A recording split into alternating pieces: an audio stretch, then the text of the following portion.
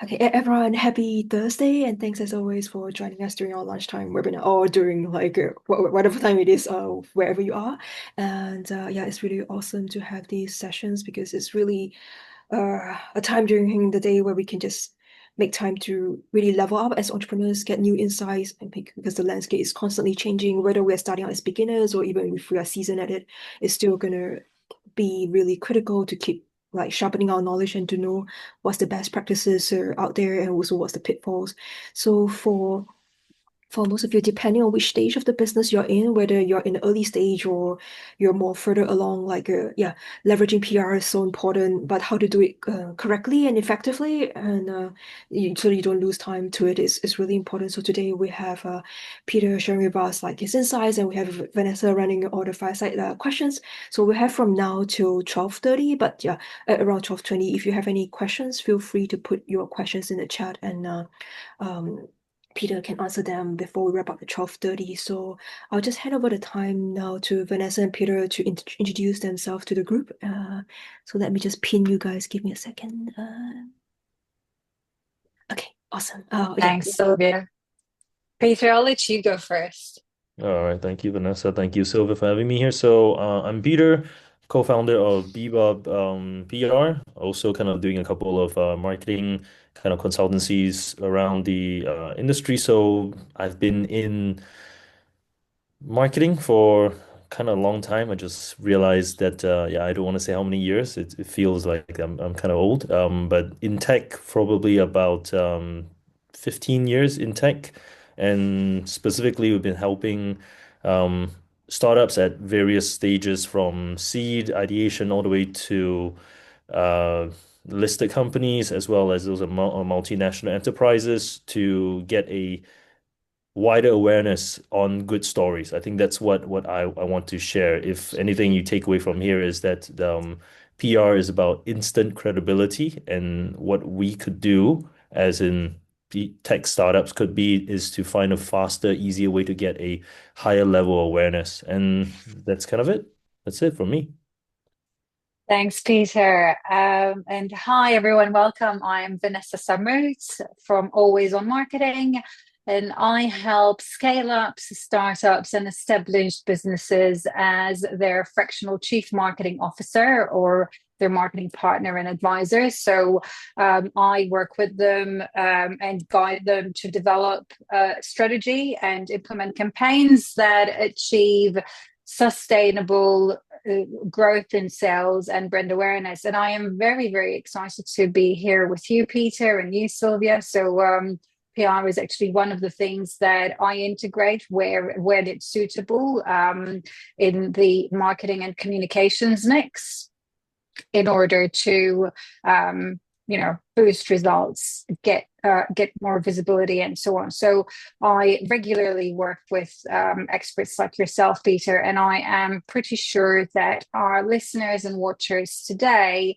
are also very keen in understanding the PR landscape as it is Mm. today, and getting really, a better understanding of how to create that story that really, that hook that compels a journalist to cover you as our audience, as founders and startups. So, without further ado, conscious of time, there's a lot of questions to ask you, Peter. So, Yep. are you okay for me to jump in and ask you some Let's get questions? into it. Let's do Yeah, it. let's get into it. So, let's get a bit of an understanding of the PR landscape, first of all. So, what is, do you think, the most common mistake that you see startups make when it comes to PR?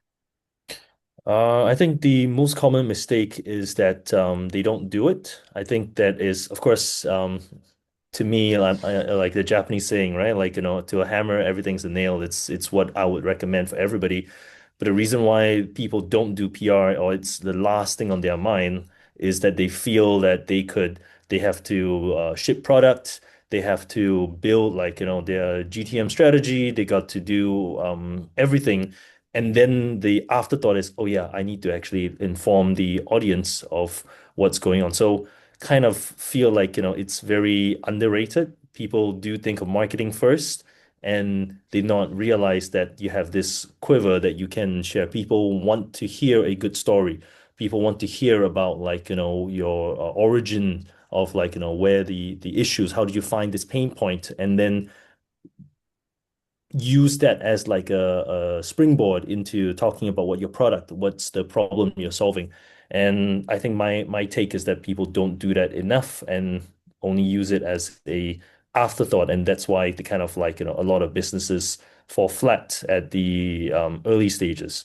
I'm not saying Mm. that everybody has to do PR, and I'm sure we'll cover that later on. There are good things and bad things to do, but the most common that I've seen is people don't think about it like, early enough, and they end up letting their story being told by someone else. Yeah. And so tell us a little bit about the media landscape in current years. Has that changed at all? And if it has, how has it changed? And even if it hasn't, Mm. what does the landscape mean for a startup PR strategy? That's a good question here because, like, depending on who you ask, and as I said, we all have our own kind of hidden interest in this, right? So like, the media would say, oh, actually we're stronger than ever. And then PR agency will tell you, yes, that's great. We want to continue that scheme. That like, media is gonna go on forever. But in truth, in the many decades that I've been kind of like doing this, media has kind of lost its luster. It is good and bad. I'm going to give you the good and bad, so it's not all doom and gloom. Um, People don't necessarily read the media outlets like they used to before. They are now competing sources of content, competing sources of noise out there. Everybody has a blog, everybody has a podcast, everybody can do their own content. And the media kind of like, has lost its shine. It's no longer the only source of truth. And as everybody know, there is no longer one single source of truth in many cases. So that has changed and it has shifted. The theme of like, the moment is AI, large language models, AI search. So you're not even doing search engine optimization anymore. It's AI engine optimization. And that is a threat to the media because you are no longer have the protagonist in this. You don't necessarily get to speak and share, and you might not be the highest source. That's the bad. Mm, But the good is because of all this noise, more than ever, we people are aware that there is a lot of like, stray voices and self-styled influencers out there who may or may not know what it is. So people are still looking towards. So the small, medium tier media outlets are definitely having a hard time to kind of get above or cut through.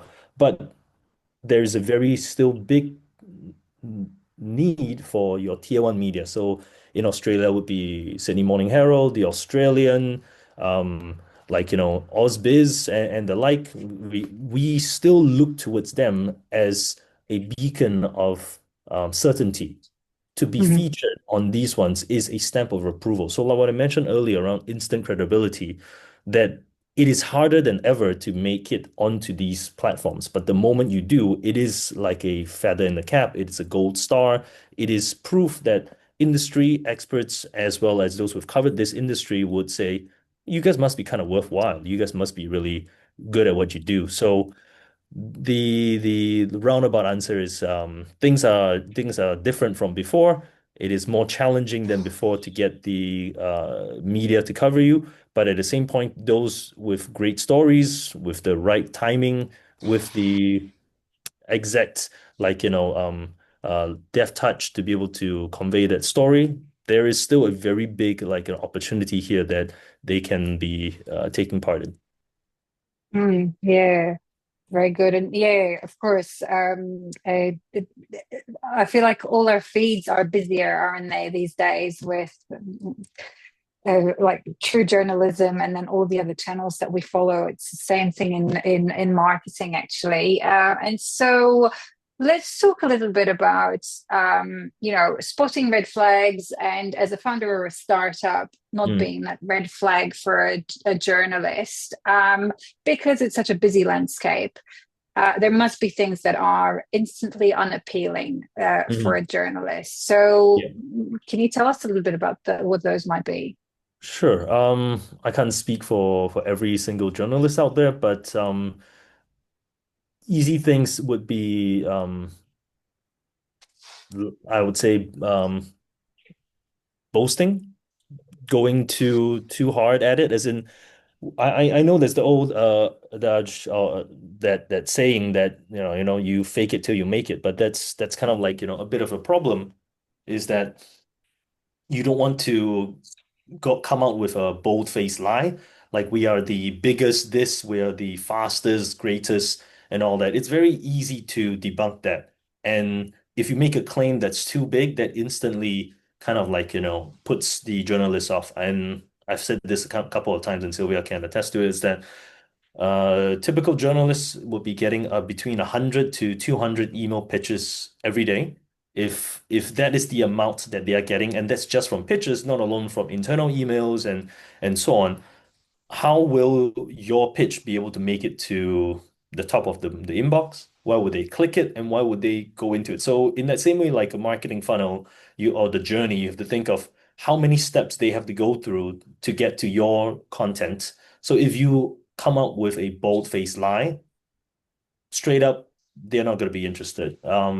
I would give another two more. So another one that people like would immediately turn a journalist off is having not making the point. So again, 200 emails, imagine those are like full essays of pictures and not going to it. Nobody would be watching, nobody would be listening, nobody would be reading what you're trying to get at. So you got to make the point faster. So that's another kind of like red flag. You see a long winding email, like they won't want to click it, they want to do it. And last thing I'll add here is journalists, just like everybody else, we get lazy. And it's their job to read and receive these pitches. But if they see you have like 200 attachments, a huge like media file or something that makes it harder for them to do their job, they're just gonna like, you know what, maybe that's not for me today. Maybe this I just don't really want to read it. So you have to make it truthful, some embellishments is fine.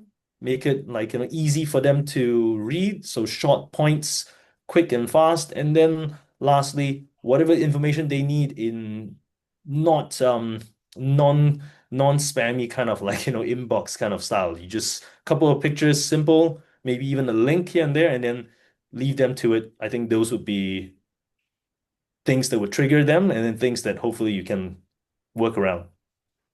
Yeah, for sure, 100%. Make it easy, right? Make it attractive and make it easy. It's the same concept as when you're selling your Yeah. brand and your products. Um, Exactly. yeah, and so say a startup is press ready. Mm. What signs would they look for once they've engaged an agency that gives them insight into whether this agency or consultant they're working with is a good fit for their stage? Mm. There's of course it's depends. I think that's there's no silver bullet there. You can't say all that. I would say that for an agency, I think it's more about fit. So we have one here at Bebop. I won't curse on a recorded line, but basically no a-holes. That's kind of like our policy is that we don't want to work with people we don't want to work with. And likewise, I would say for the client is it's about fit. Have a chat with the founders of having chats with founders of startups.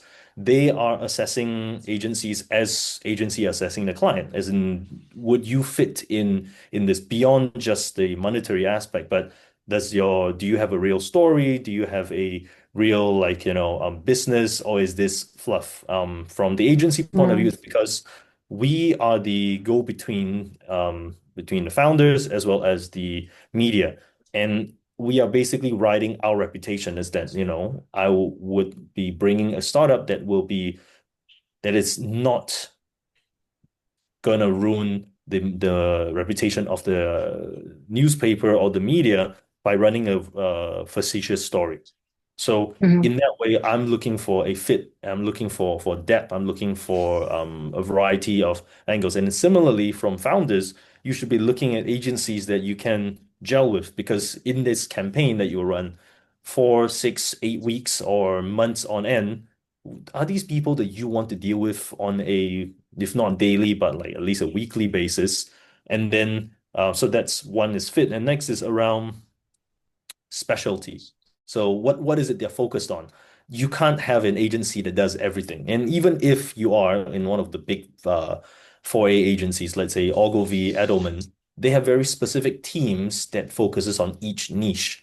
So we would say we focus only on entrepreneurs and tech in the certain stages. We would say that's our ICP, right? Our ideal customer profile. And similarly for founders, you guys need to find who are the people that are in your space at that right stage. So it will be good to kind of understand what their clientele would be like, and then what are some recent results they've delivered, and that could be a good way to benchmark what is or what isn't a good um, relationship, I would say. I wouldn't say marriage, but at least a relationship. Like, for that short period of time, you at least like to work with each other.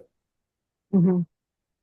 Yeah, for sure. Relationships are so important in making things work, right? And that's special, like the specialization and them understanding your niche. Um, and then well, let's talk a little bit about crafting the right story, right? Yeah. So from a startup point of view, we were talking earlier about how busy a journalist's inbox gets. So how do you make your story really stand out? Hmm. Um, I think overall, like a quick overview is there are a few stories that typically journalists would pick up, and these are the main ones, right? So one, you raised X amount of money. That's an easy one to go around. You hired a industry expert, something from somewhere. That's two. And then three, you launched a killer app that will kind of do revolutionize something. So anything else beyond that? I think off the top of my head, those are the main few that you everybody can kind of get out there. But the point of it is you can't have such news all the time. There's no way you're constantly like announcing, raising a round. You can't constantly be hiring a new CEO or new C-suite somebody. So those things kind of happen in once a blue moon. So if those things happen, great. That would be easier. I'm not saying it will be like child's play. It's not guaranteed, but it will be easy because those are the headline news that media outlets like.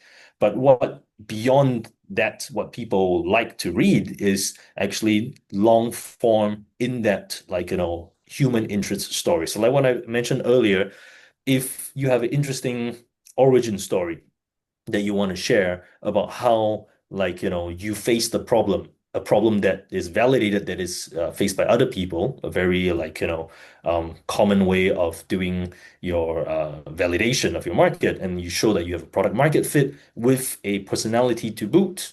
That would be something that I want to read. That would be something that the journalist would want to cover. So one of the clients that we're working with is a client that is doing, well, not really a startup in that way, but they do water, as in they are coming up with a finished water from a specific source in Finland, Lahti, Finland. And how is that something that's interesting is because the founder of this business was traveling in Finland and happened to come upon this small town, which I cannot pronounce the name of, it's really long. And he had a drink from the tap, and his mind was blown. It's like, this is not water. This is dewdrops from heaven. As in, how is this possible? And where is it coming from? And it comes from the 12,000-year-old ice glacier melted through sediments and then filtered, and this is just a local town water. And he's like, okay, this is has to be something that I want to do.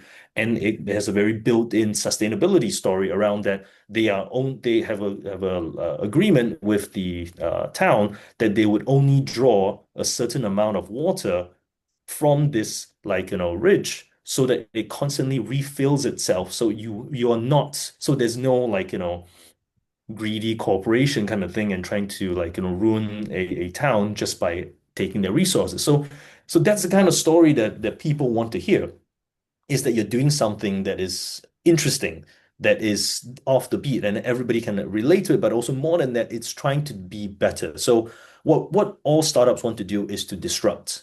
And of course, money is a big part of how that will work, but people want to hear the inspiration, the aspirational bits. So if there is anything I would take away from, or I like people to take away from this is if you have a story to tell, make it one that you would want to read, something that would be interesting to you on as many levels as possible, be it from the problem, be it from the solution, and then from personal, because the stories that stick to people are those that are you can share from the heart, that you have an experience, that you have a feeling that others will kind of associate with. That's how we connect as humans. So if you can convey that in as little words as possible, one line subject line, 16 lines in an email, less than 2 pages in a press release, and maybe having a link that goes directly to your website that explains all that in maybe a 30 seconds, 45-second video.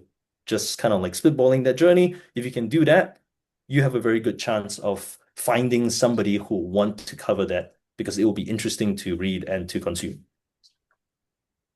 Sure. And just very quickly having a look at the questions that I've got, because there's quite a few left and not a lot Yeah, of of time. course.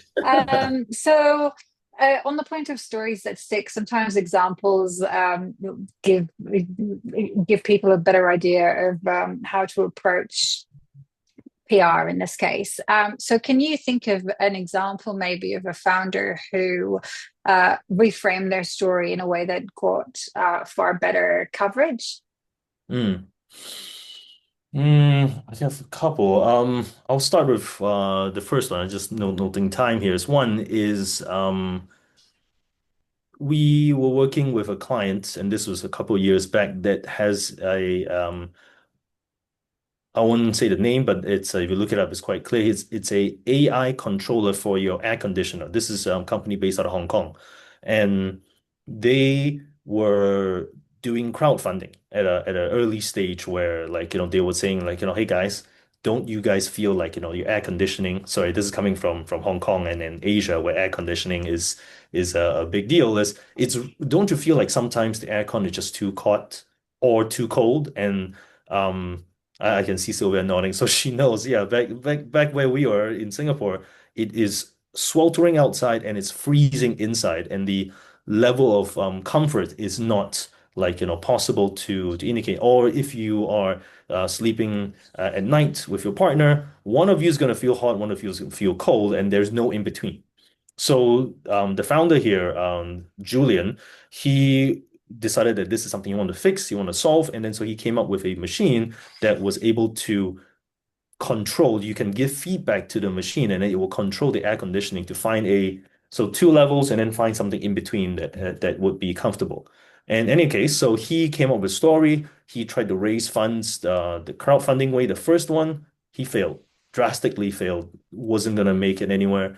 And he called us to come on board a second time round, and the difference is we changed that approach. Instead of saying like, oh, we are just crowdfunding and like we need this, we kind of like changed that story, and then the founder kind of we came out. It's actually not just a product, but it's a personal comfort. That was the message. Instead of saying like, oh, it's just a little gadget that can help you. No, it's about the idea that personal comfort is paramount, and you need to get this product so that you can also kind of like change your environment, make you feel more at home, or make your office feel like a place that you want to be in. And that shifted the conversation away from, oh, we're just trying to crowdfund a gadget. It's like, oh, it's something that you have to get so that you can be comfortable. Imagine like we played out a story about sleeping at night. If you can't sleep well at night because it's too cold, guess what? Your air conditioner, how many times you have to wake up to turn it up, turn it down, turn it off, turn it on? Now we have something and do it for you, and you feed it information and you will learn and you do it for you. And this was maybe circa 2016, 2017. So almost a good 9, 10 years ago, that was kind of like before the AI conversation really came into like, focus. So that's one story we kind of like come with. Another one that I I'm want to wrap. just sorry, Yeah. I'm just conscious of time as well. I'm just going to very quickly check. We've got 3 minutes left, so I'm just going to have a look if we've got any more Find questions. something else and let's get to it. Well, and yeah, maybe let's cover another question then, because we had a few that got sent through before the Mm. session actually. So one of them was around measuring the direct impact of your Yes. PR efforts on user acquisition, funding, or revenue. So in a tangible way. So, like, do you have any tips there for our Mhm. listeners?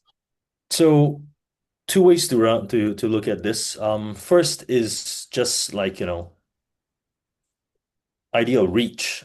How many people do you get to reach that you wouldn't? And why we would like, of course, talk about PR in this case is you are basically getting, how do we usually measure? So maybe I'll start there. Traditionally, we measure by the inches of how long that article is in print. And that was how we used to do it, like, back in the day, showing how my age here. So back in the day, there will be somebody whose job would be to get the newspaper, read, find out which of the clients got covered, cut that piece out, and then measure that area of how that piece is. That's how much you measure how much that value is, because that is directly equivalent to if you bought an ad that was equal to that size, that was how much money of value that you got out of the media.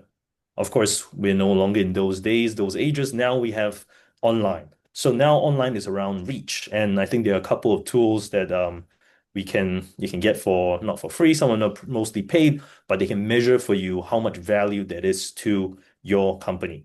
So that means how many people reached, how many people engaged, how many people clicked, and these are all possible to track. So they would be able to track, like, say, what is the domain authority of Sydney Morning Herald, how many people would be most likely would have read it, and then what is that equivalent value. So hence, that's the how much it costs. Of course, Mhm. if a startup that does that's cold comfort, right? And like so what is the tangible effect of that? So a two like additional question kind of that we I saw that we could have covered is how do you make sure you make that value? So you have coverage. Where do you see like how that leads into it? So anecdotally, I've had clients who've had been featured, went into a pitch with a investor, and the investor says, "Hey, I saw you. You were on this news article." I'm like, "Yes, I was." All right, here's a term sheet, let's talk. And that's literally what it took. So that is of course, doesn't happen to everybody, but for most people, how do you get value out of that is you need to be able to find ways to make it clear. One, how do you get a link in the media, which is, of course, what everybody understands. That's a permalink from there, which helps with your website. You will see a drive in traffic. Two is what happens when people come to your site. You need to capture that traffic, and you can kind of measure that by having a exit intent. So I might be preaching to the choir here. I know Vanessa would understand. So having a exit intent, having like a feedback mechanism when your clients come in through your funnel. Where did you hear about us? These kind of things are the easiest way that you can see what value out of it. And of course, the last thing is that instant credibility bit. If you have been featured, put that prominently on your website and says, we've been featured here, we've been seen here. That is a badge of honor that people would see like, oh, okay, I was going to consider between you and your competitor, but you were on like, Morning 2GB, and I've heard that radio show, or I can see it here. I would believe you more than I would believe the other guy, which you do similar services. I'll give you that business. So you would be able to see in a good PR campaign, a very quick roundup here is you would see an increase in traffic to your website. Make sure your website is ready, make sure your funnel is ready to capture the leads into your system, and that after that, like 4 to 6 weeks periods of that campaign, you should be able to see that you have a increased like deal flow or leads into your system, and that would be a value to have. If you didn't, then maybe relook all those things again before you kind of like plunge into another campaign doing that. Yeah, yeah, very valid. And that's you make a really important point around making sure your funnel is prepared to you know to take in and to also convert those leads. I think we're at time, Sylvia. So I don't know if you wanted to wrap up with a couple of words. Yeah, thanks Peter, thanks Vanessa. Yeah, really, just processing everything. But yeah, I think it's so important, like to invest in the PR effort, but also like yeah, to make sure we get it right. And thanks for sharing all the insights so that our founders can start applying and really stop like under prioritizing it and actually dedicate to it, and also when they do it effectively. And yeah, it was so. Just want to thank you both for your time and for sharing your insights. I really appreciate it. And yeah, and thanks everyone for joining us. Yeah, we'll share the recording to everyone else as well. Thanks, Eva, for having me. Thank you, Vanessa, for the questions. And yeah, look forward to keeping in touch with everybody. Find us on LinkedIn. Come have a chat. Happy to share my 2 cents. Thanks, Peter. Thanks, Sylvia. Thanks everyone. Thank you. Guys. Bye.